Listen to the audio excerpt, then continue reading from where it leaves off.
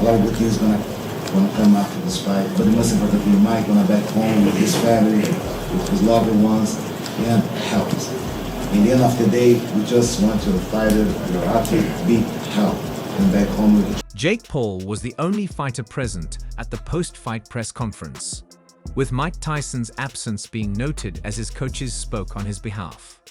According to them, Tyson was rushed to the hospital immediately after the fight for medical attention. While Tyson's injuries were deemed severe, the medical team decided he needed further examination after conducting post-fight tests. They focused on the impact of Paul's punches, opting for a brain scan and additional treatments to address the pain Tyson was reportedly experiencing. Tyson himself acknowledged feeling lightheaded and fatigued upon entering the dressing room, which prompted the medical team to take action. His condition raised immediate concern, and safety protocols were triggered. This latest health scare adds to Tyson's ongoing health challenges, following an ulcer attack earlier this year in May and a previous incident that required him to be placed in a wheelchair. The incident has sparked renewed discussions about Tyson's health and the potential risks of continuing his boxing career.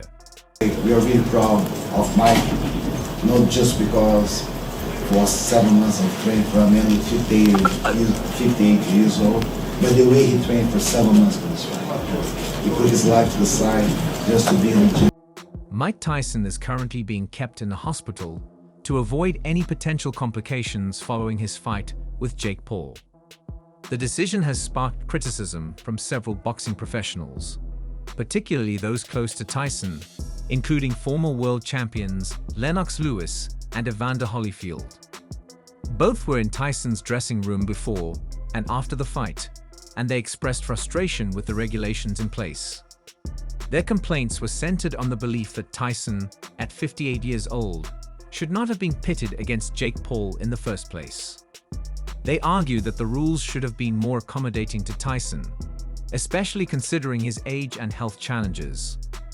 Many in the boxing world shared this sentiment, expressing concern over the mismatch between the two fighters.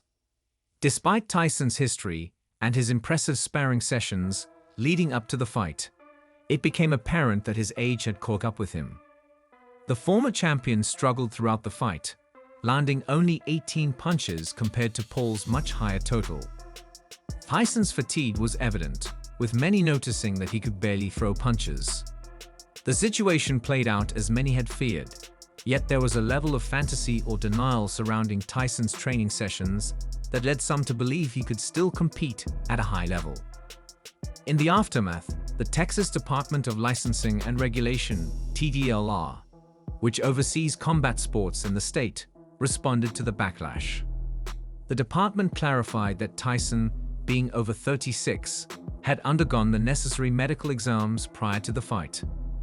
Tyson's application included favorable EEG and EKG results, which had been submitted in May.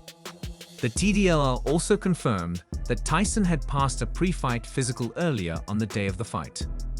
They emphasized that fighter safety is always their top priority, noting that Tyson was one of the oldest fighters to ever compete in a sanctioned professional bout at 58. Tyson, in his attempt to downplay concerns about his health, has often said, "You're only as old as you feel." However, his health has raised red flags, particularly after suffering an ulcer flare-up on May 26th during a flight from Miami to Los Angeles, which required medical attention and led to a 4-month postponement of the fight. These health issues, along with Tyson's past struggles with alcohol, have fueled growing concerns over his ability to withstand the physical demands of boxing at his age.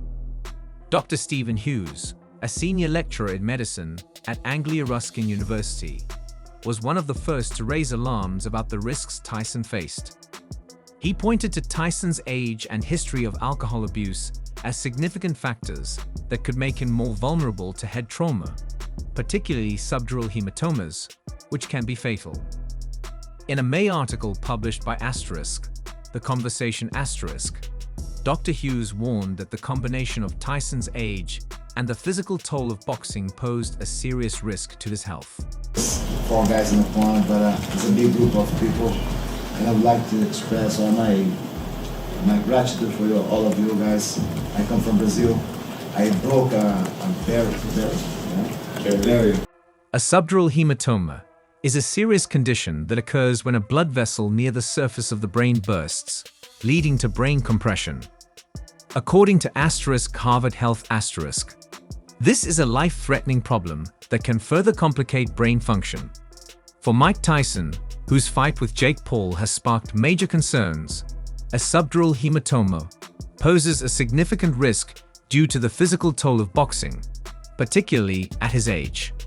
Dr. Stephen Hughes, a senior lecturer in medicine, highlighted the dangers of head trauma for aging fighters, drawing a parallel to the late Muhammad Ali, whose battle with Parkinson's disease was widely believed to be linked to the head injuries he sustained during his legendary boxing career. While Ali's condition was never definitively linked to head trauma, Hughes noted that similar conditions could arise from the loss of neurons in the substantia nigra, a part of the brain. Damon Zavala, vice president of the Association of Ringside Physicians, believes that subdural hematomas are a constant risk for boxers. However, he emphasized that for Tyson, the concern goes beyond just the risk of head injury. Zavala pointed out that Tyson's reflexes and ability to evade punches have likely diminished with age. While Tyson still retains his power, his diminished reaction time makes him more vulnerable to being hit. Zavala compared Tyson's situation to that of Evander Holyfield, who was knocked out in the first round of his 2021 fight against 44-year-old Vitor Belfort. Holyfield, who looked physically fit, was overwhelmed by the younger fighter. Similarly, George Foreman, who made a remarkable comeback in his mid-40s, spoke about how his reflexes slowed despite still having knockout power. Foreman's case, however, is the exception, as he won the World Heavyweight Championship in 1995 at 45, knocking out the younger Michael Moorer. John Nieder, former president of the Association of Ringside Physicians, expressed skepticism about the Tyson-Paul fight. He noted that many ringside physicians have not raised alarms about Tyson's health due to doubts about the legitimacy of Paul as a true boxer. Nieder suggested that, because Paul is more of an entertainer, there is reluctance to voice concerns about Tyson's safety. Boxing promoter Lou DiBello was also critical of the Texas Department of Licensing and Regulation, TDLR, for sanctioning the fight. DiBello questioned how a 58-year-old fighter like Tyson could be licensed to compete in a professional bout, especially given the strict requirements many fighters face to obtain licenses in other states. He argued that, at Tyson's age, such a fight should not have been sanctioned, citing concerns over both Tyson's health and the credibility of the event itself.